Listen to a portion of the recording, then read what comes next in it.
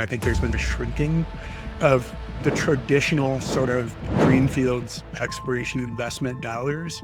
It's interesting because it's been shrinking in the sense of the traditional higher risk investor now has plenty of other playgrounds to go play when it comes to risk. There's a couple lingering issues that I think a lot of people are pointing to, and I don't know that we have clear answers to, and how that's impacting commodity prices, how it's impacting enthusiasm, investment, where investment dollars are coming from. The other longstanding issue has just been the exploration pipeline. All right. Thank you for joining me on another episode of Ore-atory. This is your host, Lindsey Schultz. Today, our guest was Sam Siebenaler. He is a friend and someone that I have had the opportunity to get to know over the course of the last several years. Origin from being a veteran to becoming a geologist and now an entrepreneur. Sam's got so much interesting background. Our conversation was vast and wide ranging, and I hope that you enjoy listening to us ramble and share our little nuggets of insights with you. We really enjoy having conversations together, and I'm sure that there are little pieces that will get you laughing as well as sort of wondering what in the world we're doing. But thank you for joining us. Our goal here at Ore-atory is always to sort of not just entertain, but potentially inspire and keep you guys motivated in the industry as you move forward in your careers and your day-to-day. So I hope that you enjoy the episode as much as I did with Sam. Thanks for joining.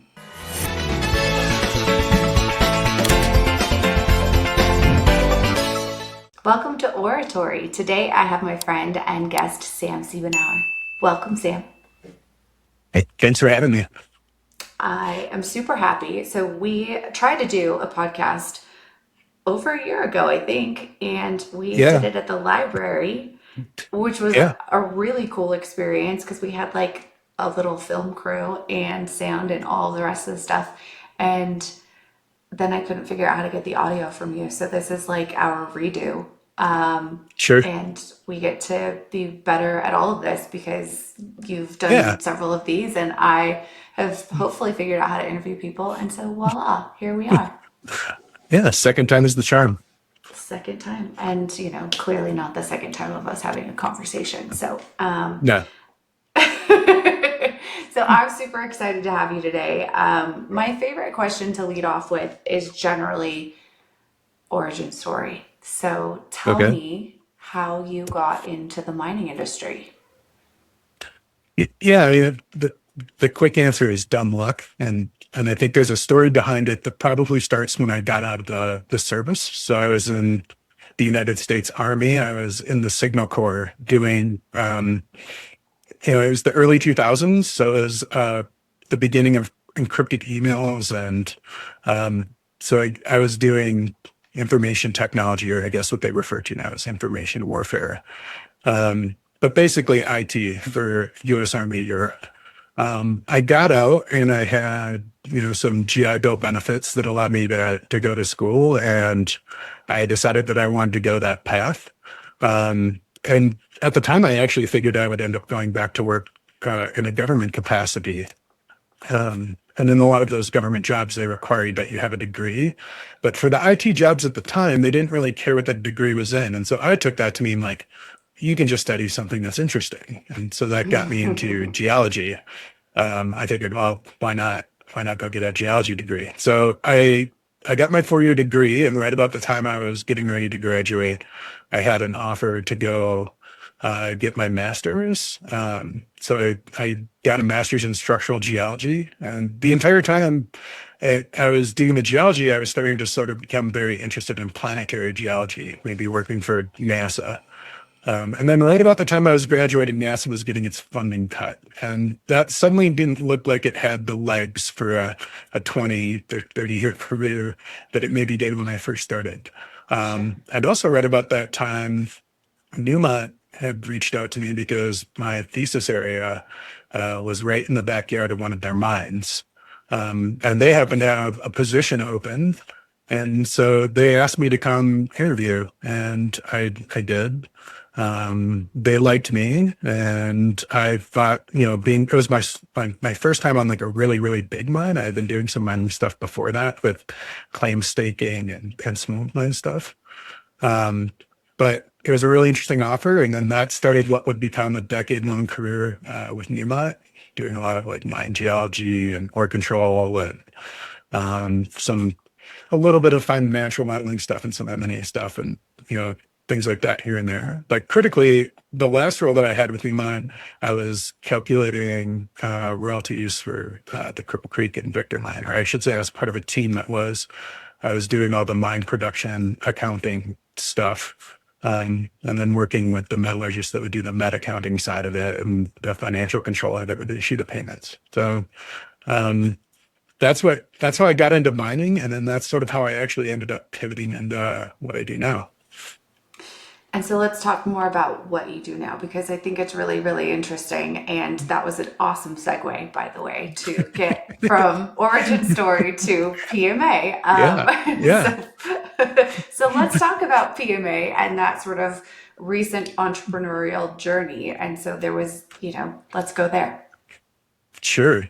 So when I left Newman, call it, I guess almost 7 years ago now, 6 or 7, having been the person that was issuing these payments to royalty holders, I was always kind of interested. I was the one that was getting audited a lot. So the big four would come in and audit us from time to time. We would have private royalty holders that would call us down to ask questions about, usually it was about forecasting what might be getting paid in the future. Um, and without getting into the details and picking people apart or anything, pointing fingers, I would just say that like I was left with the sense that there was a lot of critical questions that weren't getting asked, and there was a lot of times I felt like I was teaching them what I do, and so I was always left with the sense of, well, how would you know that I'm doing it right if I know I'm teaching you how I'm doing it? And so I was just it was interesting to me that there was this what I saw as a gap in the market of bridging. There's a lot of accountants out there that can audit the accounting side, and there's a lot of technical specialists that are engineers and geologists and metallurgists. There hasn't really been a group that's looking to combine those two. And so, yeah, about a year ago, a little over a year ago now, we started with royalties at PMA, and what we've sort of become in the year, I would say, is we're much more of just a financial assurance company that specializes in mineral assets and really specializes in mining assets. So whether that's, minority equity partners that have a non-operating share, or it's an indigenous community that has had some sort of mining activity on their ancestral lands that's generating payments, or a government that's collecting a royalty or collecting taxes. All of these are mechanisms by which people are receiving financial payments, and the validity of those financial payments ties back to actual mineral extraction activities. And so we really are working to bridge that gap between understanding the actual physical accounting of the mineral and the financial accounting of the payments that those minerals are generating. Which is like to me the craziest stuff in the world, because I live in a very different situation, right? Like I'm dealing with people and figuring out how to build teams and do all these things. And so when we started talking about this, and just so you guys know, PMA stands for Precision Mineral Accounting, which is a very precise word for exactly what you guys are doing. And so it's absolutely perfect. But I just wanted to put that out there because I'm like, oh, we're talking in Thank you. acronyms all of a sudden. And so anyway, so I find that like this sort of blows my mind a bit, because of course it's something that's needed, but it is in a very different sort of sphere of reference than what I typically get to talk about. And so when I think about what you guys do and how it's done, I would imagine that like also companies that share a mill, or take their ore and it's processed by somebody else, that like and it gets all lumped in together, that this would also be a service that they would use. Is that also correct? Yeah. I mean, the interesting thing with financial payments is how they kind of waterfall.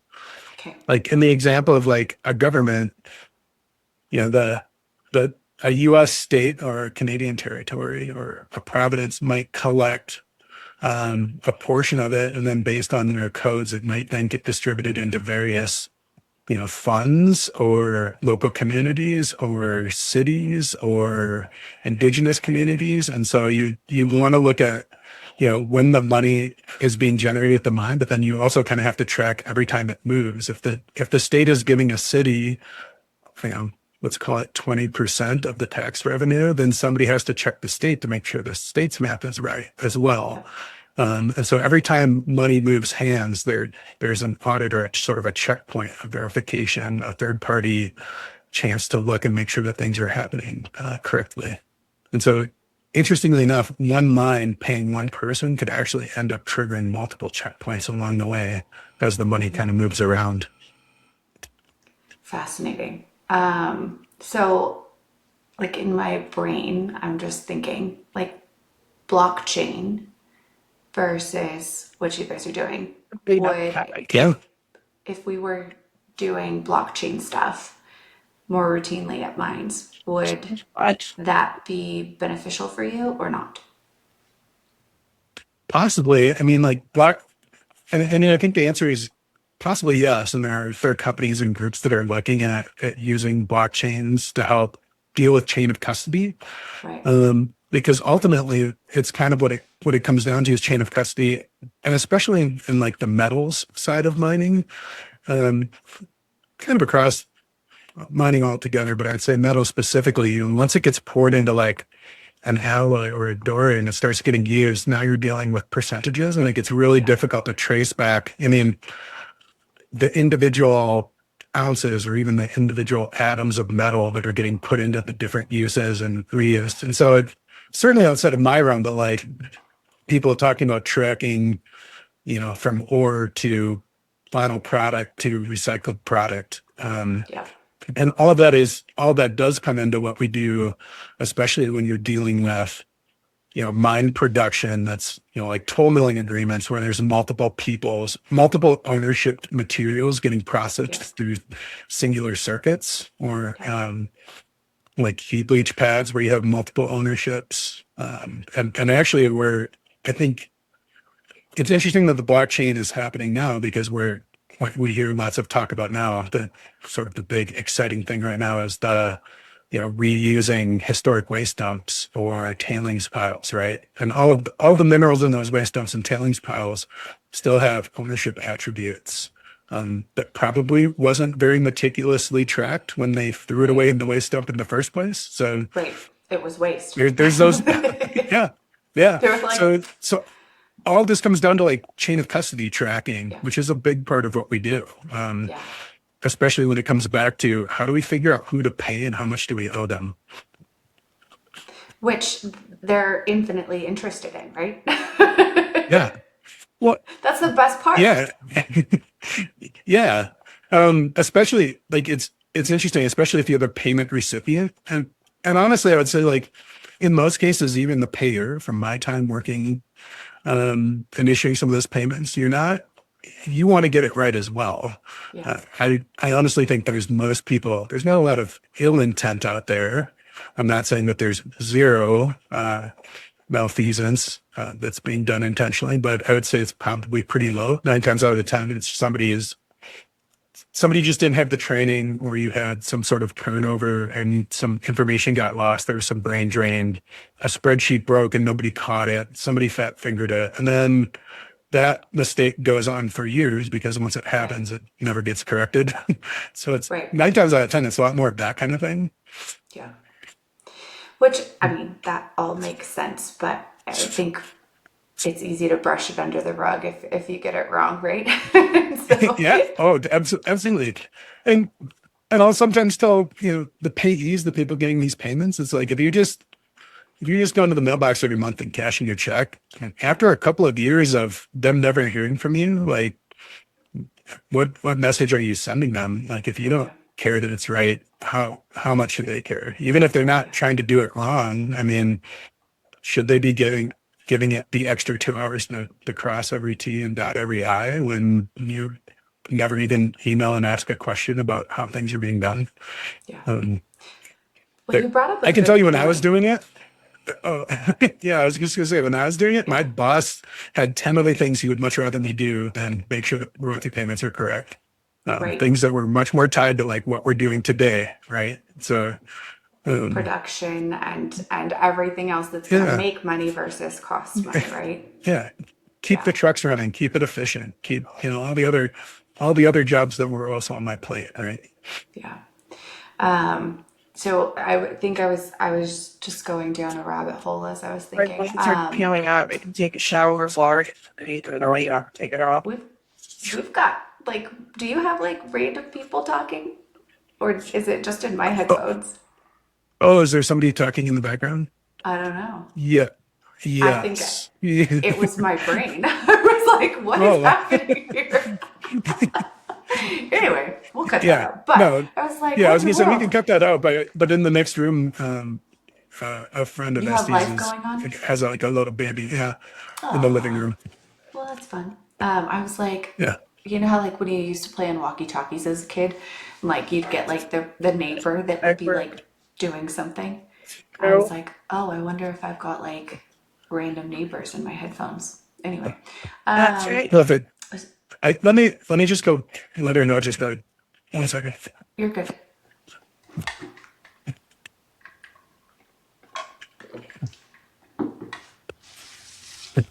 That was literally one There we go. second. Yeah, it's literally the next room over. Anyway, I was like, man, this is really Sure. crazy. Okay, anyway, so who knows what we're talking about, but I You think where I was so you said going you were going down a rabbit hole because I was was talking going about like how I had. Oh, go ahead. my rabbit hole. There's many, but with all of these legacy assets and like restarts and all of that, right? Like they've changed hands, but like I imagine that some of like the royalties or streaming agreements are still out there. And so with everything happening in the market right now with $5,000 an ounce gold and other commodities being priced as And high, I would assume that you guys are having some serious requests to help people figure this out because they just want to get into production and then they're like, well, shit, we owe people money. How do we do this? yeah, yeah, we have, and and for producers, we tend to work on the payee side.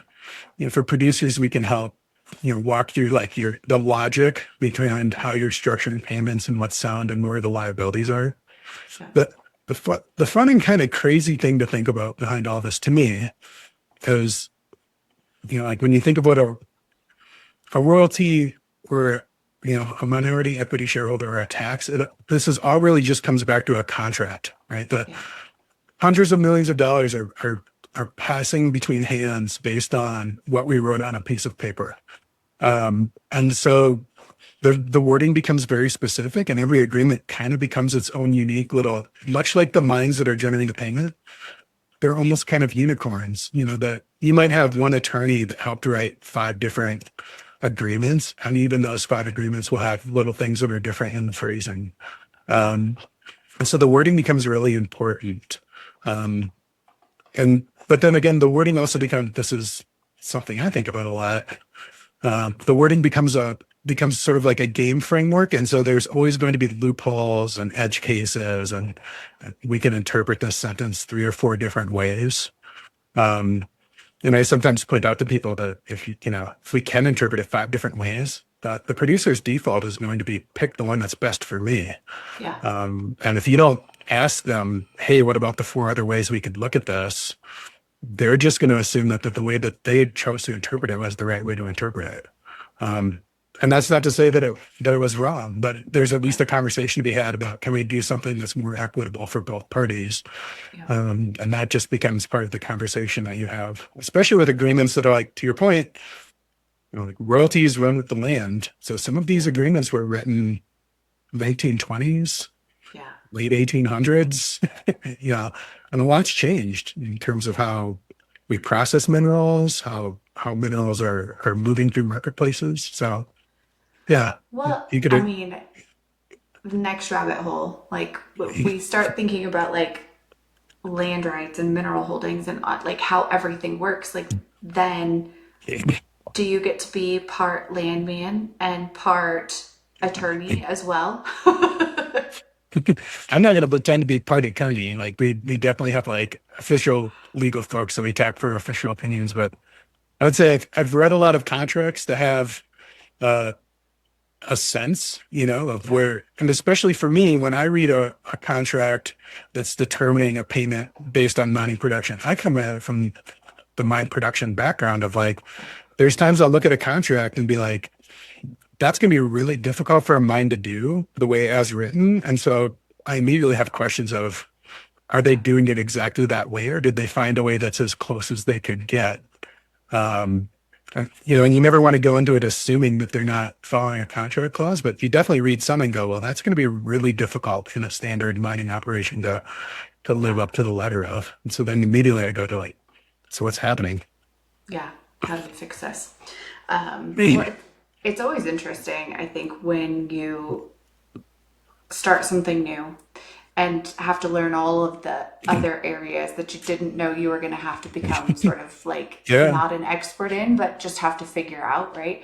And with this, like I Mhm. said, like you've got sort of the land management side, you've got like all the different relationships that you're having to help manage. And so, you get to wear a lot of different hats, which for you, knowing you, I think that this is absolutely perfect. Yeah. So, I Yeah. mean, I think this works out quite well. But, a lot of the conversations that I love to have is sort of like as a small business owner, as an Sure. entrepreneur, you get to leverage some of your strengths, but also get to figure it out. And so, have you enjoyed that experience in terms of like the everything is figure outable portion of it, or where are you living in this moment around that? Yeah, I would say that I enjoyed it. And I feel like I I did my best to not go into it with blind spots and tried to set pretty pragmatic expectations for what I expected this to look like. And even then, that I didn't expect it to be smooth, and it hasn't always been smooth. I just the ways it hasn't been smooth has sometimes been surprising. Yeah. And so yeah, there's been things to figure out that have been that I guess I didn't see coming, but I wouldn't say that I'm not enjoying it. Yeah. And I guess to some extent that's my personality. Like everybody tells you when you start a new business, it's stressful and that it's time consuming. And it absolutely is. That doesn't mean that you don't necessarily enjoy that. Or if you can enjoy that, it's probably not the right thing for you. I mean, I think there there are lots of philosophies about work, right? But most Yeah. people that I get to work with and that I choose to hang out with and that do what they do are pretty deliberate about it and also really enjoy some of the slightly less than controlled chaos that we live in in mining and Yeah. as small business owners. And so, I think you're right. Like, there are always going to be new things that crop up that you've got to figure out. But part of that is embracing it and figuring out what to do with it and learning from it. And that I think is one of my favorite parts about having a small business. There's a there's a story I heard like a former Navy SEAL captain tell once about how it was like 3 a.m. and they were doing some operation and it involved them like jumping out of a sub or something. And so it's like 3 a.m. and there's this, they're going to whatever little submarine. And of course that means there's some technician on the deck whose job it is, like the maintenance person, to make sure that the submarine's good to go. And it's, and the maintenance guy looks at the Navy SEAL and goes, man, I'm glad I don't have your job. And then the Navy SEAL went, it's fine. I'm glad I don't have your job. Not everything's for everybody. Yeah. And I think that's 100% true. Like we all have different things we're into, and the world needs a full diversity of different interests for all the roles to get filled. And it's okay for entrepreneurship to not be for you. Yep. And it's also okay for it to be for you. Yeah. Well, I mean, there's some days where we wake up and are like, what did I choose for myself? Yeah. Yeah. And no matter how for you it is, it won't be for you 100% of the time. That's, Yeah. yeah, that's exactly right. I think it's important to be honest about that with each other and Yeah. everyone else, or everybody would go leaping into it and be have all of the disillusions. But so I guess another very oddball question, because you just mentioned a story from somebody in the military, and so having this military background where you've done a lot of different things and had a very different sort of career before you launched into this, do you feel like that gave you any of the skills and training that you need to be successful in the mining industry? Yeah. Yeah. I mean, there's, I think for me personally, I think the military is going to provide different things for different people. For Yeah. me personally, it gave me a lot of discipline, and a lot of ability to focus. And it gave me a real, mission first mindset. It taught me a lot about leadership, and in terms of, I tend to think of, the mission comes before the team comes before the individual, and the individual comes before the leader. Um, I would also, the one I sort of jokingly say, not even a joke, but it is kind of true. Is like, if there's one thing the military taught me, it's how to have really thick skin. Um, like how to just stand there and get your butt literally chewed for 5 minutes, and not just sort of succumb to the emotion of being in a butt chewing. So how to take hard feedback. Um, I think all of those have been really useful for me. And I don't know if that's mining specific. I would say that a lot of those, and honestly, for a while, I was helping work with groups, nonprofits that were getting military people placed when they transition. And I think there's just a lot of skills that, veterans have they're underappreciated, or maybe not, that don't come through in job interviews. It's always kind of funny, is like the number of times I've been in an organization where they're like, and this person is a rock star for our organization, and they're also a veteran. And that's, yeah, there's a reason those two things are correlated, that I don't know works well in a job interview. I think that everyone, and perhaps this is more just the world I live in terms of interviewing and recruitment, but I find that we all have our blind spots in terms of being able to communicate some of our strengths and weaknesses and passions and what we're great at. And that's no exception, right? It doesn't matter if you're a veteran. It doesn't matter if you're a CEO. It doesn't matter if it's your first interview. Yeah. Sometimes we're bad at self-promotion. Sometimes we're great at self-promotion, but it's all the wrong things, right? Or it just feels like promotion. And so part of what I love about my job is that I get to talk to people about all kinds of weird things and ask all these ridiculous questions at times, and have wormhole moments where we just absolutely go off track. But all of that is learning about people. And my job is to make sure that those people do a great job of being presented, right? And that we figure out all of the magical unicornness about them. And sometimes they're surprised. They're like, man, you made me sound really good. I'm like, I didn't make you sound like anything. You did all of those things. I just said it differently than what you would about yourself. And so I don't know. I almost think we all need classes about how to go and have what shouldn't be difficult conversations, but sometimes are, about ourselves. Yeah. And I'll also say, like, I've put a lot of time and thought into interviewing, and I've hired a number of people. Yeah. I'm sure I tend to believe there are limits to what an interview can actually tell you about a person, and certainly a scripted interview of set questions. Yeah. And I appreciate and understand the need to have that we asked everybody the exact same questions, but to me, the analogy is like dating. If it's like, if the first date was, I'm going to have 5 first dates and ask everybody the same 10 questions, and at the end of it, I'm going to get into a 10-year relationship with the person. That would sound ridiculous at the face of it. But in business, we do it all the time, right? Like, all the time.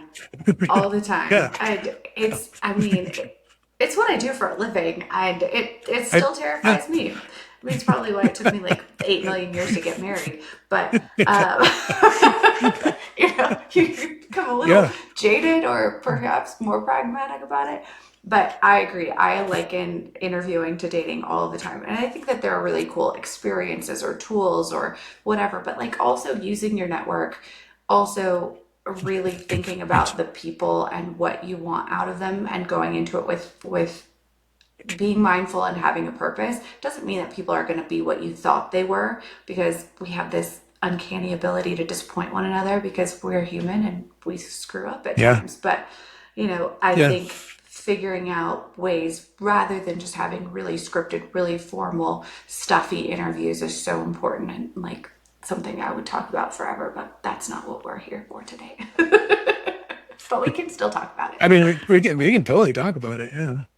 Yeah. I would say to some extent, I think sometimes it's interesting that like bad hires get blamed on the hire, and as opposed to like the hiring manager, because to me it's like, there's levels of ideal candidate in my head has specific technical skills, and then maybe the next level down of thought is like, do they have the soft skills? And then the next level down is like, is this person the right fit for the role that I have in my head? But then the level beyond that is like, how does this person integrate with the other people? You can have two roles in two organizations that want the exact same set of hard and soft skills. And then does the culture fit the person? So for me, I'm always looking at all of those things. It's you might be an absolute rock star for somebody else and just mediocre for me, just based on the other people on my team and my personal work style and the stuff that you have to get done. Like all of that needs to factor into. Again, I think in terms of team dynamics of where do you fit into the team beyond just your own individual capacities. I mean, I think that's the way we should all be looking at it, right? I guess I'm conflicted at times because I think that large organizations should be great at this. And they're the worst, but they also have the most insulation, right? Yeah. So, Yep. if nothing, I am occasionally overly critical of a lot of what we do in mining, but only from a place of love and experience. So, Yeah. not pointing any fingers, but like, you would think a large organization has all of these resources at their fingertips. They also have lots and lots of players. So, when they say, you get to be a cog in wheel in one of these large organizations, and like, you have these three traits and these experiences, and it's sort of like a cookie cutter situation. I'm always really disappointed because in my mind, they should have really creative contributors because they've got so many people that could like ultimately make up that brain pool of excellence, right? But we don't see that Yeah. often. And then in small organizations, we're seeing the need to be creative and hire the way that you're referring to.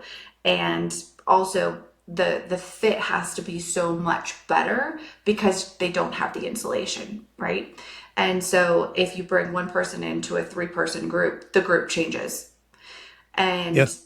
a lot. And so you have to be cognizant of what that looks like, or everybody is miserable. And so whether it's the hirer or the person being hired, I don't know that we can accurately point the finger, because sometimes without having done this a bazillion times, it's really hard to know the questions. It's really hard to speed date in order to render marriage and success, right? And long-term results. Yeah. And so it's crazy, but I think it's in my brain, that middle type of organization, they actually have the resources, the people, one person doesn't change it infinitely.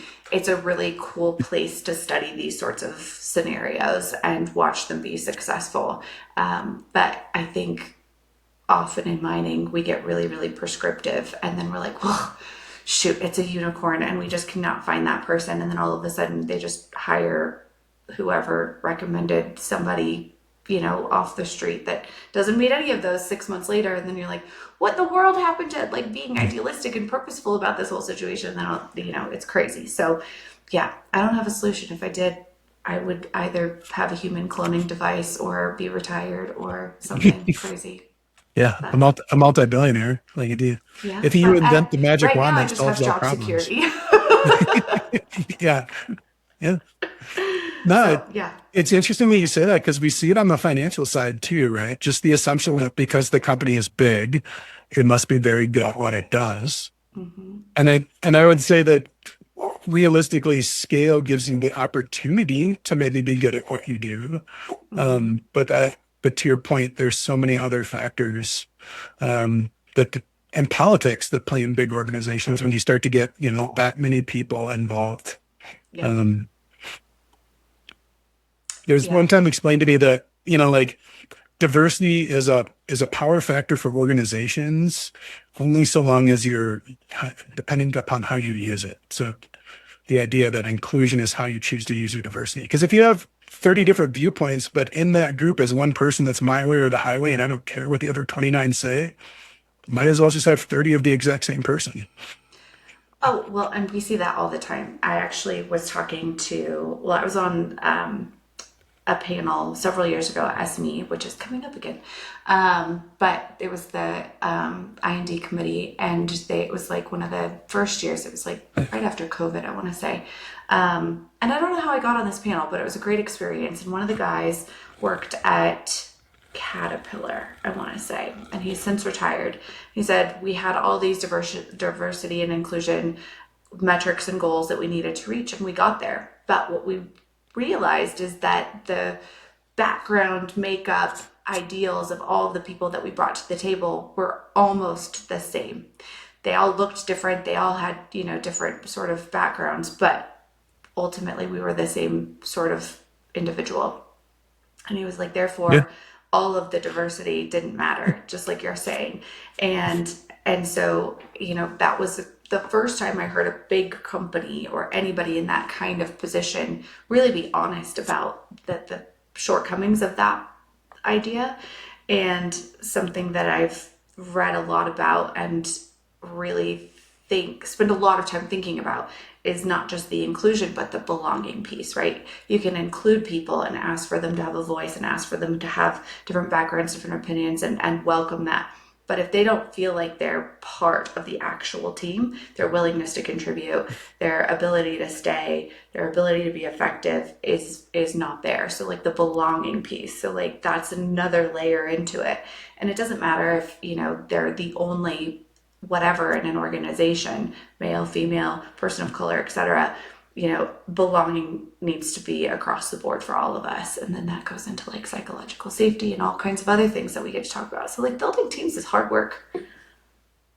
Well, yeah, and to your point, like there's the idea that sometimes it's possible to oversimplify. I think with diversity, it's easy to get caught up in the sort of the widely known buckets of gender or race, but also to your point, background. Did you grow up on a farm, lower class? Did you grow up upper class? With, those are going to give you two completely different individuals. And ultimately, when you just start getting pragmatic business results oriented, diversity helps tremendously when it means when we have a problem, we go into a room with 10 people and we get 10 different solutions and best solution wins. Yeah. And the way to do that is to have 10 different backgrounds and 10 different ways of looking at problems. And where it fails is we have 10 people in the room and we get different shades of the exact same solution, or we get 3 or 4 solutions, but it doesn't matter because the person, one person's going to override that whole process. Yeah. And so to me, when I think of diversity, obviously I'm a big supporter of more representation for different groups, but also different backgrounds and different experiences and different mental thought processes. Because ultimately, at the end of the day, I want a bigger supply of potential solutions so that I have a better chance of picking a really good one. Yeah, absolutely.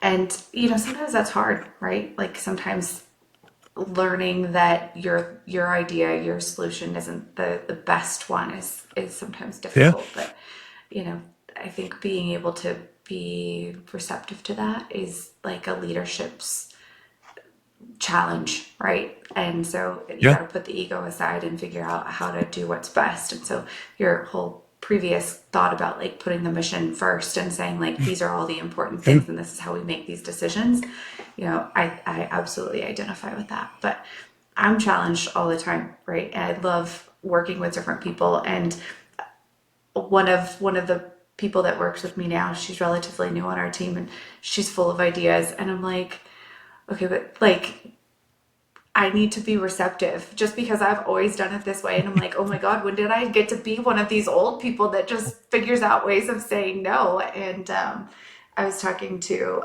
another podcast guest recently, and he was talking about kill criteria rather than success criteria. And so every time I have an idea presented to me, I'm like, okay, success criteria, like, does it meet all of the needs to be successful? Or like, do we just say fuck it and try it, right? Because what is there to lose sometimes by just trying something new and getting out of your own way? So that's been my challenge to myself this year. I mean, and there's also the concept that like, if an employee or a staffer brings you a solution that they've come up with themselves, and you like 90% of that plan, and it checks this, then you're better off just telling them to go do that, because they're going to have full ownership of that solution because it's their idea, than it is for you to micromanage it to 100 of what you think, where they no longer feel like it's their plan, and they give a damn is a lot lower, right? Because it's not theirs anymore. And then, if they bring you 70%, rather than say, hey, no, make these changes, just say, we checked 5 of the solution criteria, but how are we going to handle the 6th one? And they may have a good answer for that you weren't thinking about, or they may just say, well, okay, I need to think about that. But realistically, unless it's a plan that just seems utterly catastrophic, you're better off managing them to a position to where they can still have ownership of it, because that ownership is worth a lot in terms of the ultimate success of how this thing gets implemented. That's absolutely true. And, I think, it's been my challenge this year. So I am fully embracing it and trying to figure out how to say yes more often, rather than being the no person. So I will have to think about that and be like, well, run with it. Let's just see, right? Yeah. And it's one of the things, like, so in my background, I've been kind of self-preparing myself to be at a leadership position like this for quite some time, and just sort of been paying lots of attention to like what seems to work when I've seen other people do it, like what doesn't. And it's interesting, like once you're sort of at the top of an organization, it really is all on you, but not about you. And I try to be really cognitive of like, what did I just tell somebody to do without intending to, or what did I just shut somebody down? To me, that's my personal challenges. I tend to think out loud. And so in doing so, as I'm talking through my thought process, it's really easy for me to say something that comes across to people as Sam doesn't want to do that. And then next thing you know, it's 2 weeks later. It's like, well, why did we do that? Well, because you didn't want to. And meanwhile, in my head, it's like, I didn't say it, but I get that I probably communicated it and I didn't mean to. So just trying to be cognitive of that kind of stuff. When somebody that I've worked with for a long time in a few different capacities said that, as he rose in levels of responsibility in organizations, that one, just like you said, it all felt like it was on him, right? Like he was going to be the fall guy. And he's like, I never got fired until I was a CEO. And he was like, that was my first experience. And then also the next thing that he said was that like the ramifications for talking out loud and like airing like the ideas and the thoughts became prohibitive, because then no one else performed around him because it became scary, right? So he had to like retrain himself as a leader, and he was like, the saying like it's lonely at the top, it absolutely is true, because you don't have the liberty to say all of those sorts of things. And so, just like you said, like you've been training yourself to kind of be a leader. Like I've been listening to all these people say these sorts of things for years, and you find the moment that they ring true for you, and try to make sure that you learn those lessons before you have to learn them the hard way. So it's crazy to see, but lonely at the top. And also, no matter how much preparation you do, like as I've been trying to prepare for this for a long time, it just means you're going to find different mistakes to make. I've done my best to limit the mistakes I'm going to make, but it doesn't alleviate the fact that inevitably I still will. The other thing I came to realize that leadership, it's interesting. This is a Samism. I don't know that I've heard other people talk about it. Is I think the higher up you become as a leader, I think when you're a leader, it almost becomes impossible to make a mistake without it impacting the people under you in some capacity, right? So if I'm just in a meeting and I just say, yeah, we can do that, and then as it turns out, we don't have the bandwidth, and now the team's working the weekend. Now the team just lost their weekend because of something I said in the meeting, right? Like they're going to pay the price for my mistake, and it's and the higher up the chain you go, the bigger the cascading effect of your mistakes, right? And yet you're still human, you're still going to make mistakes. Yes. I wrestled with that for a while of, as somebody that generally tries to be fairly do no harm, the ramification of the fact that every mistake that I make is probably going to get paid by somebody else, Well, I mean, shared potentially, right? But they definitely Yeah, feel well, it. yeah, shared for sure. Shared. Yeah. I feel like that is very real. And now that you put it that way, I'm like, well, shit, now I can't make any decisions, Sam. No, yeah, like, yeah, It gets a little paralyzing there. no, I think I've just come to like, I'll just tell that exact same story to my team and just be like, look, I will do things that will land on you, and I'm sorry, and I'll do my best to never repeat mistakes, and I'll do my best to not make mistakes, and I'll do my best to own up to the mistakes that I make. But I just want to acknowledge that, It's going to happen. given the nature of my position, there's a chance that I'm going to do something that's going to impact you. I'll just apologize in advance, Well, I tell everybody, I was like, I don't have a crystal ball. Like, this is my forward-looking cautionary statement. Like, Yeah. I am putting it out there. Yeah. Like, I'm gonna screw up. But just like you said, I think owning that is the most important part for me. So saying like, I screwed up, I overpromised, and like now we're gonna have to work really hard to figure this out, or I didn't realize how hard this was going to be. And so like having those open lines of communications has been big for me as I have sort of transitioned in some ways out of some of the day-to-day into a bit more leadership on some of the stuff that we're doing. That's not that I don't find myself in the weeds occasionally, but it's much easier to say yes when you're not having to deliver some of the work. And that's for sure something that I am working on. So hopefully my team will hold me to that now that I've said it out loud. Yeah. And on the flip side of that, like I'm also constantly monitoring myself. It's like, the fact that mistakes are ultimately sort of inevitable doesn't make it okay to just not care. No, Like, right. right. It's not like a blank check to be like, well, there's nothing I can do about it. I'm going to make mistakes, so I don't have to worry about it. No, absolutely worry about it. Right. I mean, I think we've seen other people take the philosophy that you're guarding yourself against. Yeah. Yeah. Yeah. Oops. Sorry for all of you. I'm just gonna keep doing all this craziness. Well, I guess, kind of going back into attempting to stay on track. I don't know what track we're on, but we're moving along. Yeah. We're randomly at 46 minutes, which I don't know how that happened so quickly, but here we are. And so thinking about potential next 15 minutes of our conversation, Sure. you guys are out there at conferences and in the industry and understanding how all of this stuff is moving along in the background. And we have a really interesting time in the mining industry at present. We have outrageously expensive commodities and everybody seems to be excited.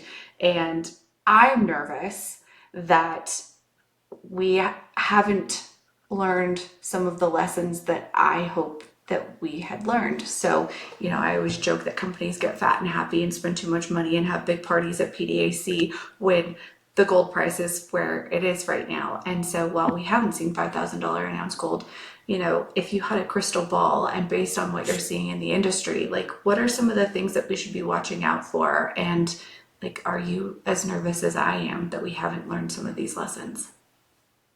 Uh, to answer the second question first, I wouldn't say that I'm nervous just because I assume we haven't. I Yeah. mean, like of the millions of potential lessons that we maybe have to learn, we maybe learned some of them. Um, I also think, we're a recycling industry, and I'm kind of a military history buff. There's a concept where, you know, armies at the beginning of war struggle because they want to fight the current war like it's the last war. So you'll learn the lessons of the last cycle, only to realize this is a different cycle. To bring it back into industry parlance, right? So Sure.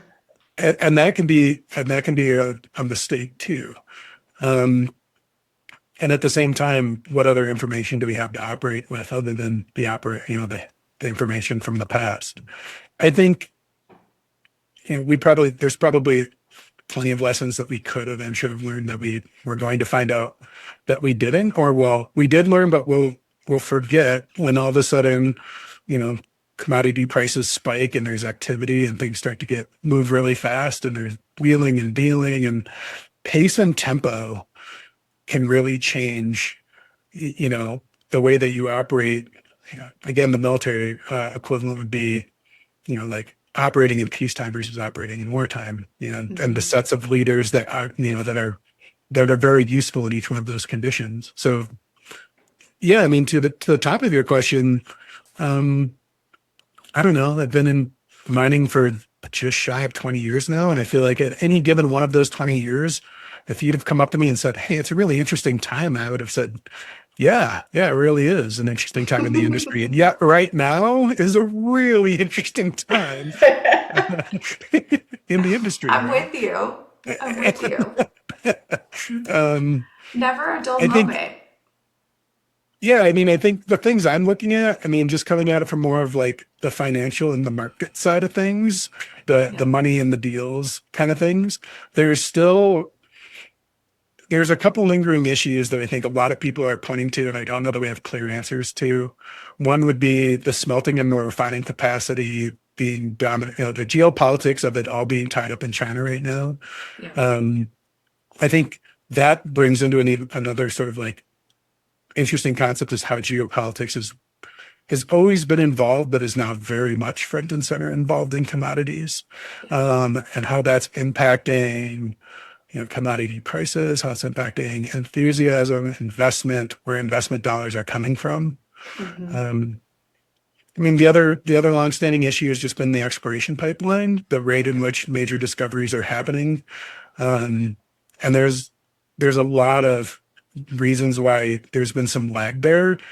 But I think that the one that everybody would talk about would be the availability of capital towards exploration. And I think there's a bigger conversation to have around the way exploration is being managed right now from a risk perspective. The junior exploration model versus majors. I look at the investment into mining, where the dollar is coming from, is interesting because it's been shrinking in the sense of the traditional high risk investor now has plenty of other playgrounds to go play when it comes to risk. And so I think there's been sort of a shrinking of the traditional sort of greenfields exploration investment dollars. And so then the question becomes, who's going to replace that? If and that's the part I'm kind of particularly interested in, that has less to do with precision mineral accounting, because we tend to be more involved once things come to operation. But for things to come to operation, first there have to be discoveries. So I think, and I think you could even also look at like some of the big issues that we've all sort of understood to be kind of challenging, that I don't know that as an industry we've ever really wrapped our head around, about what's it mean to be, like, how front and center do we want to be to the general public. I think most people in the industry would say that the public's reputation of mining is probably not well aligned with how we see ourselves in terms of environmental risk, and how do we communicate those things. If minerals really are now critical to societies, how is that being transmitted and communicated to the larger public of society? So there's a lot of things really interesting sort of happening at once. We're starting to see a lot of I governments start agree. looking at And minerals, right? I mean, you touched on so many different areas. Oh no. We like had a little moment where you like, I don't know if it's my internet or your internet, but I got to the point where you said we're having an interesting moment, and I was like, oh, we've come full circle. It was interesting to start, and it's interesting at the end. Yeah. Yeah. Anyway, I don't know if that will get worked out in the midst of our editing because sometimes like we have two different audio streams. So I don't know what the last part of what you just said was, but do you want to repeat Oh, or do you want me just to I was launch into something? I guess I was just continuing to rattle off ways things are interesting, right? Like the government's starting to look at critical minerals, meaning governments have a vested interest in mineral supply chains. And so you're starting to see um, billions being put into things like, national defense stockpiles. And so lots of new money, shrinking old money, different investment pools, different investor expectations, a traditional model that if we're just being honest, and I'm sort of a call balls and strikes umpire, just call it what it is. Is the junior exploration model that really been working? Is it an ideal situation or an ideal setup? I don't know. It certainly comes with some shortcomings along the way, right? So all of these things are sort of happening all at once, along with skyrocketing, commodity prices, along with supply shortages.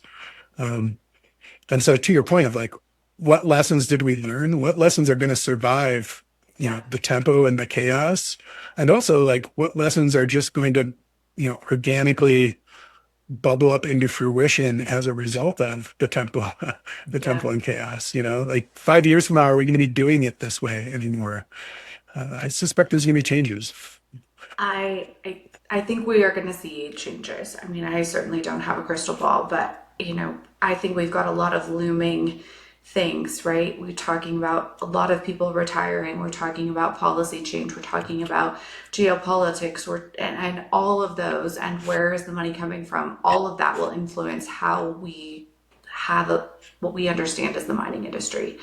And I don't know that we're thinking about it enough.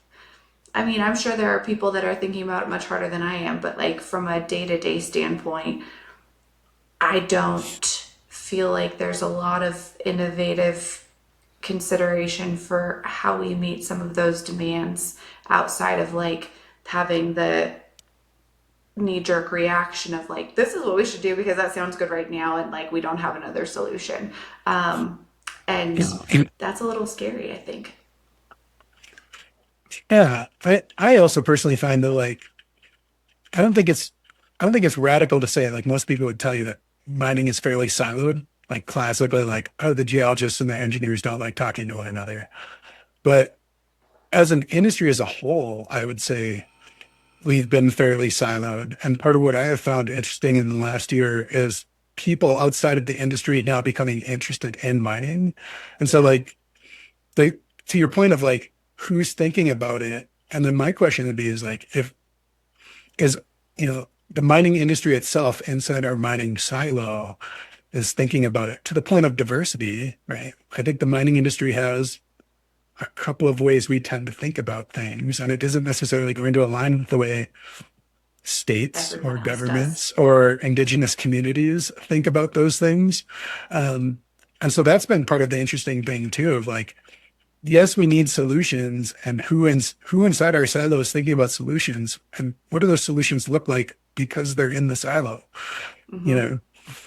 What like I think we have a lot of blind spots because we've lived in this little bubble for so long, and arguably having alternative influences, I guess, outside of the Yeah, mining can only do us good, but it's going to shake it up.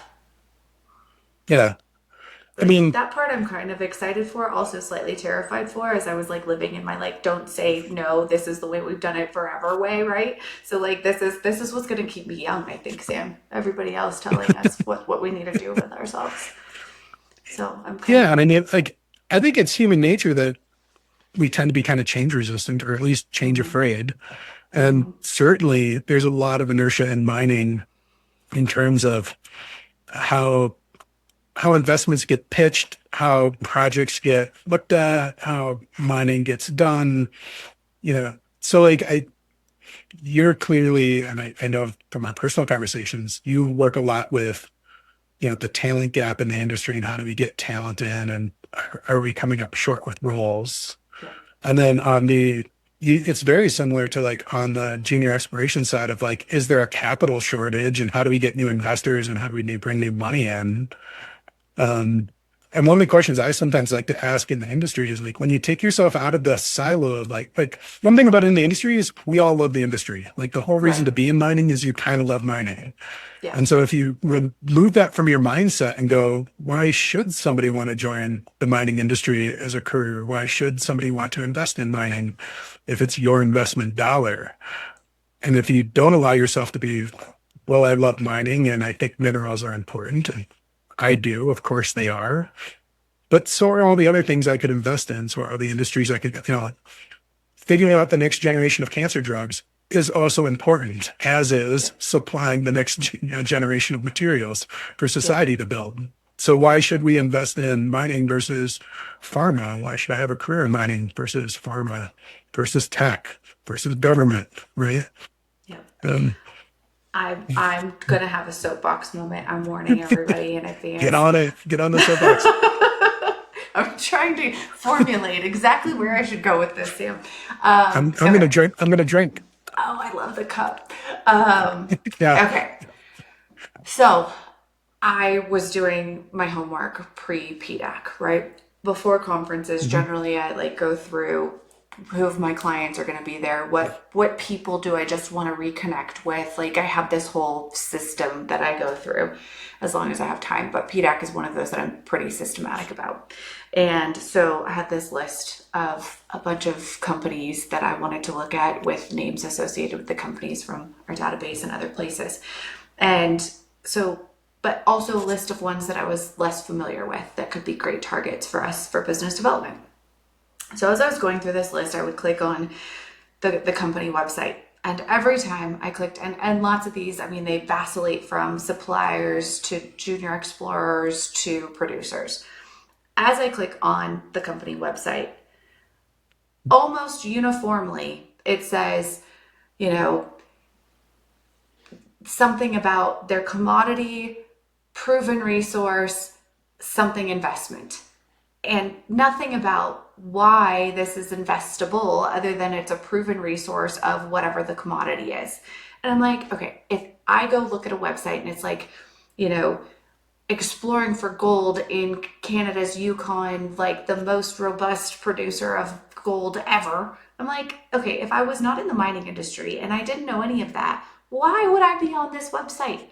And instead of talking to one another, we need to be talking to everyone else too, right? There should be a page for investors. There should be a page for all of the stuff that you want to get to, technical reports, blah, blah, blah, all that stuff. But your first page of your website should be more broad and be like purpose driven. Why are you doing what you're doing? Why are you mining gold? Why are you in this location? What is it doing for everybody? Like, what is it that you're about? And I looked at 300 and something plus companies on this stupid list. I don't think a single one of them answered the questions that I just put out. And I'm like,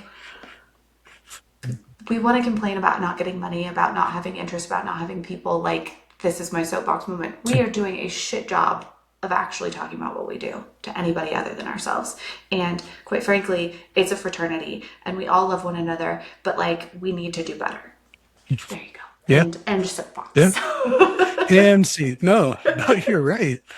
You're absolutely right. Yeah. And I mean, to some extent, like, I sometimes point out to people, like, why isn't the industry more front and center? And I think until very recently, the idea was, the nail that stands up the highest is the one that gets the hammer. So it's all well and good to say, like, we want to be this public-facing advocate to the, on behalf of the industry until it's your project, until it means your project is on the front page.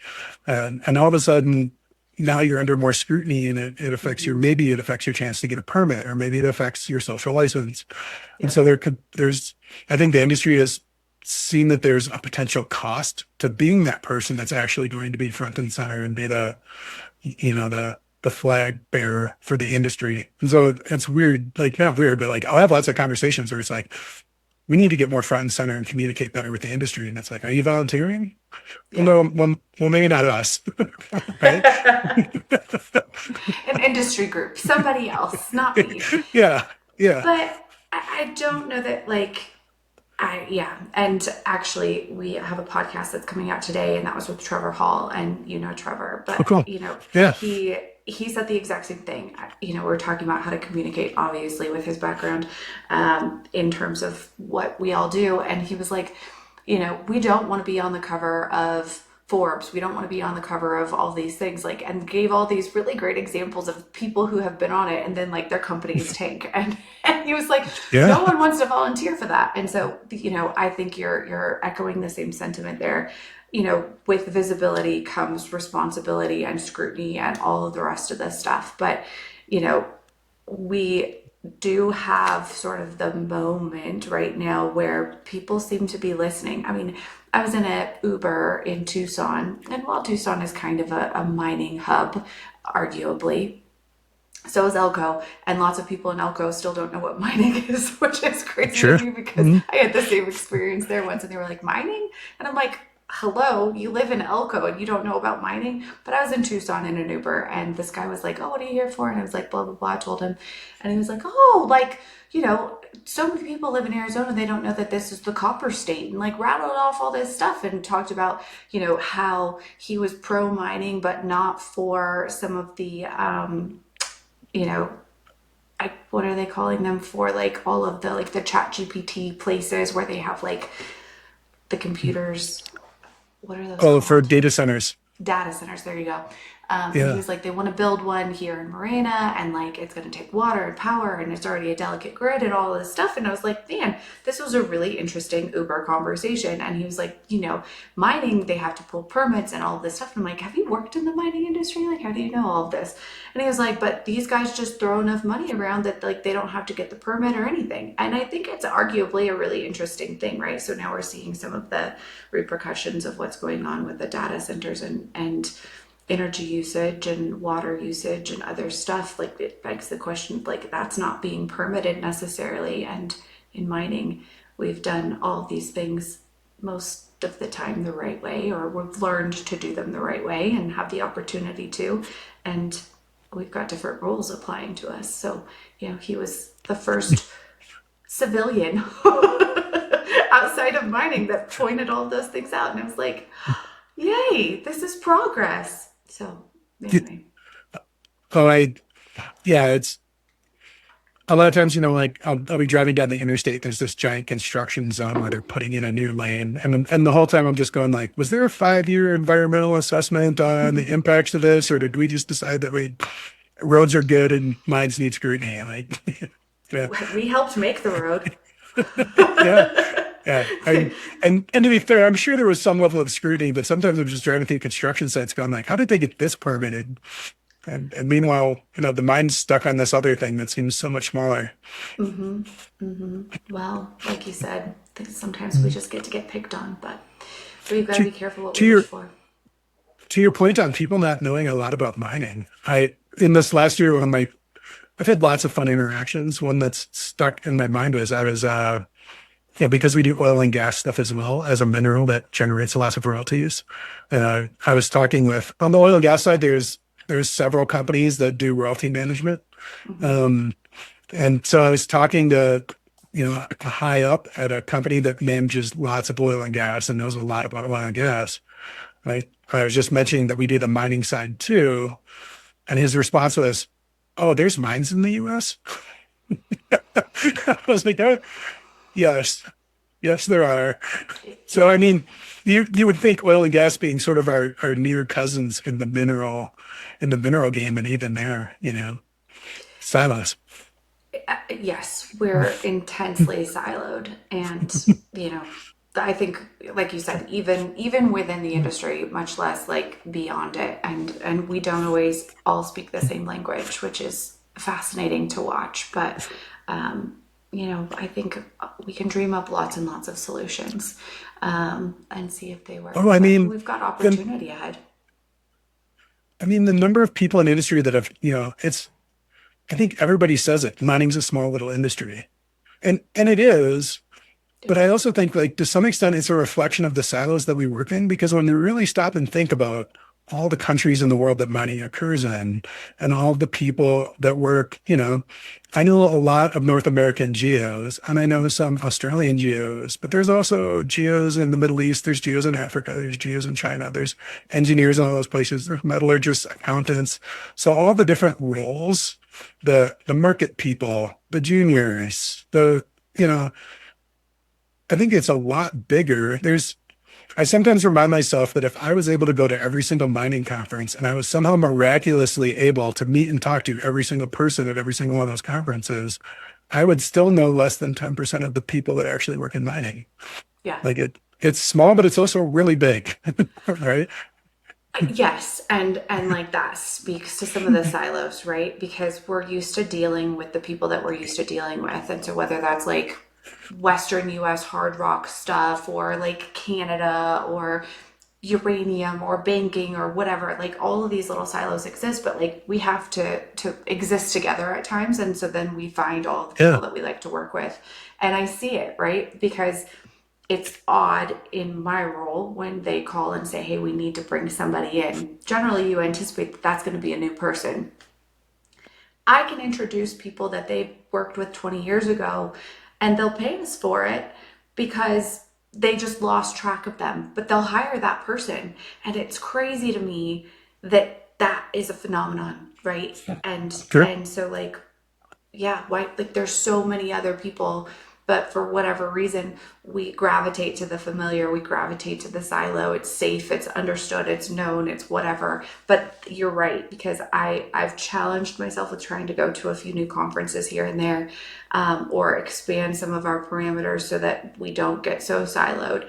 And then I'm like, well, shit, I don't know anybody here. Like, where are my people? Yeah.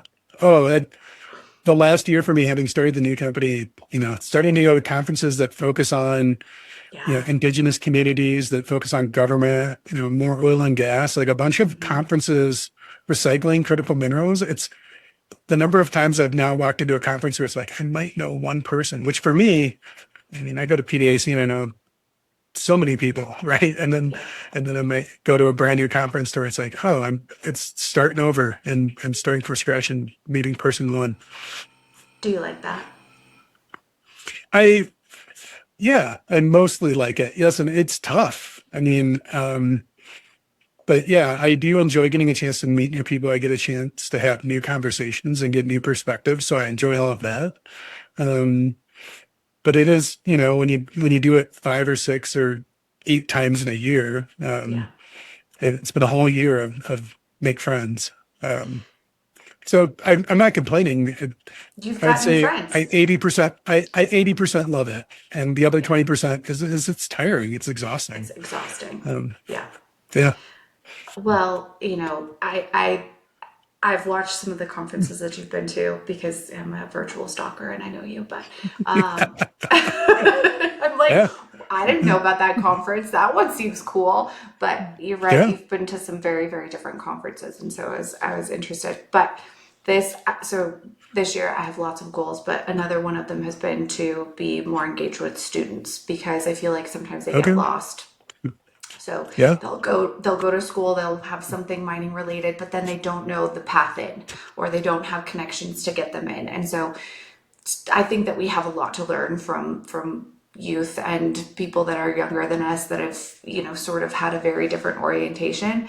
And so 1, they're going to keep me young, but 2, if we can help them in any way make connections, that's sort of been my goal. So students have been, a big part of one of the goals for me this year. And over and over again, they ask me, and I pretend to be surprised, but I'm not.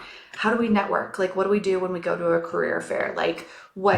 How do we talk in interviews? And really, when you're going to a new conference, you're having the same experience as these students, and so am I. And so, I think it's actually very important that we continuously sort of challenge ourselves and remind ourselves of that discomfort, because it allows me specifically to talk to students and be like, okay, I did this the other day, and in fact, I don't know everybody or just am comfortable at these things. Like I stood in the corner for a good 15 minutes until I worked up the courage to like go talk to somebody who seemed nice, right? And it's Yeah. exhausting, it's challenging, it's not easy, but do you have advice for students to do Ooh, better at that? Because you've lived in this world the last year too, because I know what I tell them, but yeah. what would you say? I mean, I guess I seem to always have lots of opinions on things. I would say first, my first bit of advice would be, lean into the discomfort. Um, y- you're gonna have to walk up to somebody you don't know and say hi and take that little tiny risk that's not as big as it seems in your head of, introducing yourself. Um, I'm, I would also just say conferences are kind of their own little beast, but one thing is the person that you're going to interact with during, from call it 9 a.m. to 4 p.m. during the conference, at the talk, in the expo hall, during work hours is probably the work version of that person, which is a good person to get to know. Yeah. It's also a good person to, so what I'll sometimes tell people is most conferences at night have cocktail receptions or networking events or parties or things that you can get invited to, and don't exclude those. Yeah. You use those because that's your chance when you're not probably going to run to people that are completely out of work mode, but they're at least maybe 50% out of work mode. And that's a chance to have, I have a lot of close friends in industry that I've accumulated over time.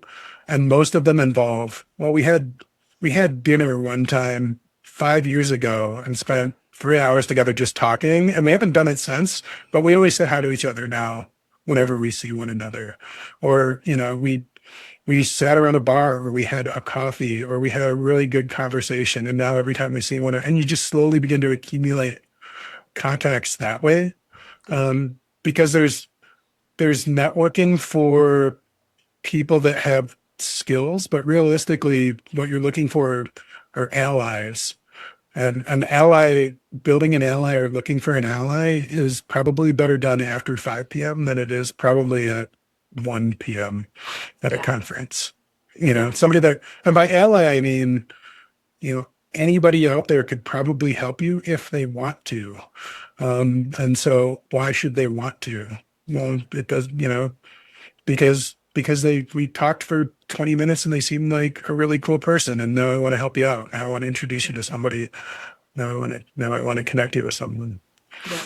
I couldn't agree more. I mean, it talks to that whole idea earlier about belonging, right? And so like an ally belonging, figuring out like who will be your people, or do you want Yeah. them to be? And so like I think that's really great advice. One of the Yeah. things Find that your tribe. find your tribe, right? Yeah. And it's a really lovely thing to be able to have. I'm glad that you're part of mine. Yeah. I'm glad you're part of mine too. Totally. But one of the things that I tell them all the time is like in technical spaces, and this was something that I grew up hearing all the time. Like we lived in the mountains and I would be like, I'd go outside and my mom would be like, well, there's deer and there's bear and there's whatever. She's like, just growl back, right? She's like, but they're usually more afraid of you than you are of them. And I tell students all the time, like, listen, it's the same principle. Like you can either go out there and growl and chase everybody away, or you can like assume that they're sort of in the same spot and realize that like we're all human. We all are nervous about having these conversations. Like lots of us are introverted. It's okay not to have the best icebreaker or whatever, but like just go and be yourself and say like, hey, this is the first thing I've been to. I've never been to a career fair. I've never been to a mixer before. Whatever.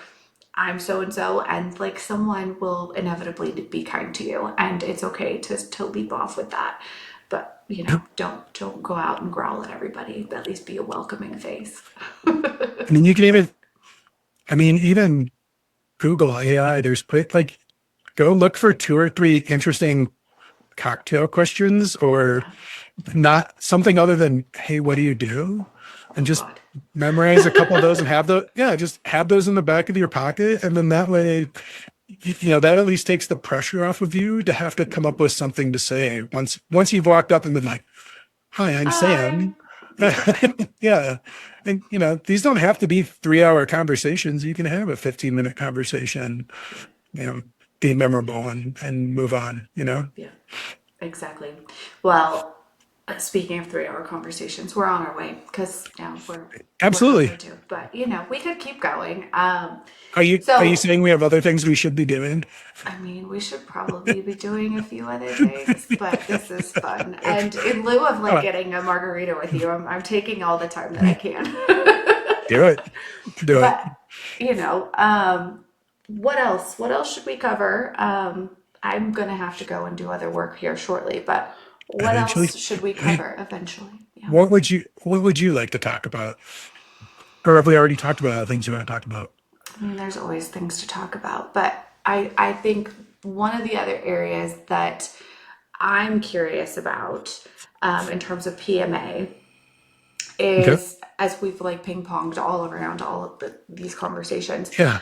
So I have been working with, and you mentioned it in terms of like how things are changing in the industry and sort of been marinating here in the background.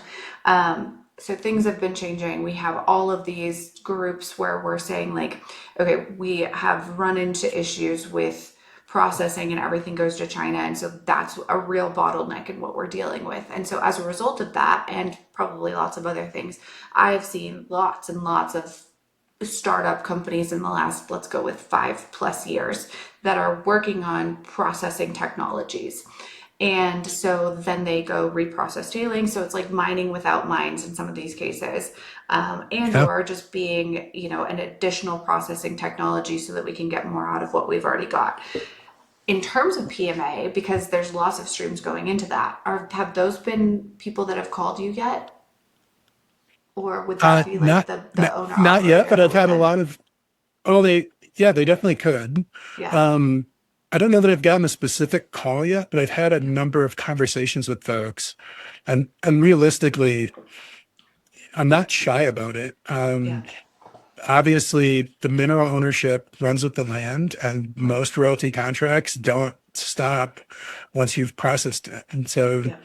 if you're a company that's considering looking at waste dumps, tailings, those kinds of things, the mineral ownership is a liability to consider. Yeah. And the honest people are like, well, what's the solution? And my response is generally do your homework to figure out who has a viable claim to ownership of any material in that pile. And then before you reprocess anything, reach out to those people and come up with some sort of rationale about how you're going to distribute the proceeds of these sales, and go to each one of these owners and negotiate how you're going to manage that split and get all of that settled before you do any of that. Because if you proceed to just process it and somebody comes up with an ownership claim, that's something that you're going to end up having to deal with, and it's probably ultimately likely to be more expensive and more painful in the long run.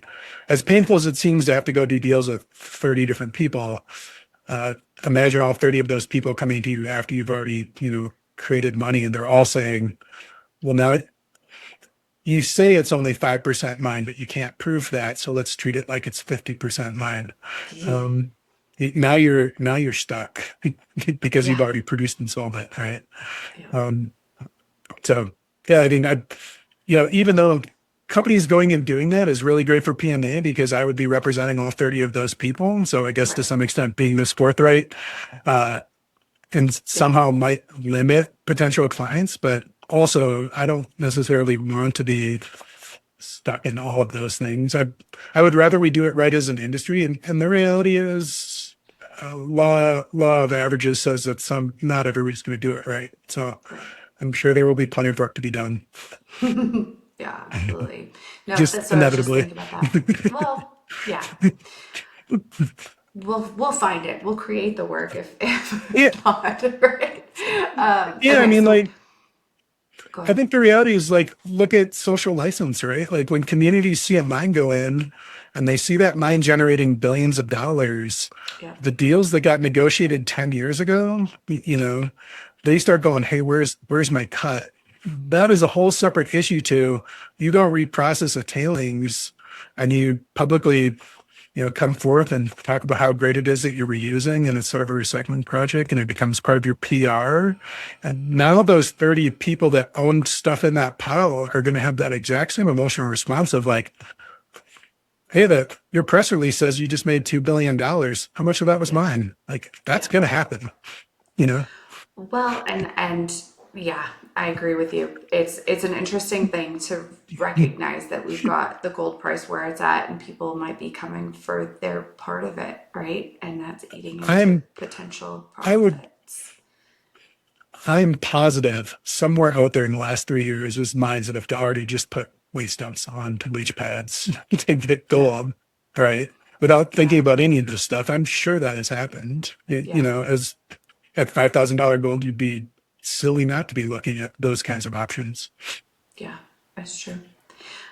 So another question before we potentially close. Do you have like a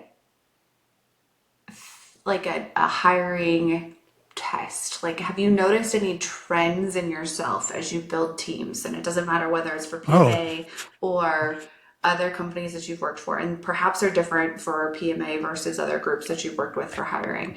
But have you noticed any trends in yourself where you're like, I seem to always hire X, like as a trait or a background or a skill set or a personality or something like that? I don't know that yes. And I think that the answer is such a terrible one, but it's the truth, which is I trust my gut and I tend to, I don't know if I overweigh or correctly weigh soft skills. So to me, the in-person interview, I mean, the phone interview is pretty important, but the in-person interview is really important because I get a chance to see of like what I think, interviews are optimized towards what do you look like at your best? What are your best successes? I'm interested of like, what's your normal baseline and what's you on a bad day? Because I'm going to have to deal with all of it. And so to me, things like if there's a trait that I'm specifically interested in, it's like, how do we manage pressure? How are like what are you like on a bad day? Right. It's something I'm usually trying to think about. Is that always successful? Maybe not. So, I mean, it's a really abstract in the sense of, for me, the most important is that time with you face to face. And it's because then it's more of the oddball questions and just seeing how you think and how you process. And presumably to get to that in-person interview, we've already checked the technical boxes of, I'm pretty sure you can probably do the job. How does that manifest in terms of traits of people that tend to, I'm not sure. I think I would say I'd probably tend to hire more women than men. I'm probably 60-40 women to men. And that's not intentional. That's just the way it's sort of like worked out in terms of, I'm not sure if there's any other sort of like through lines between the people. Trust. I need to feel like I can trust you. I need to feel like I can trust you. That's maybe another one. That's huge. I like to ask the question because, I find it really interesting. It's also hard to pin down if you haven't been warned about it, and I didn't warn you about it. So to be fair, this was totally on the fly.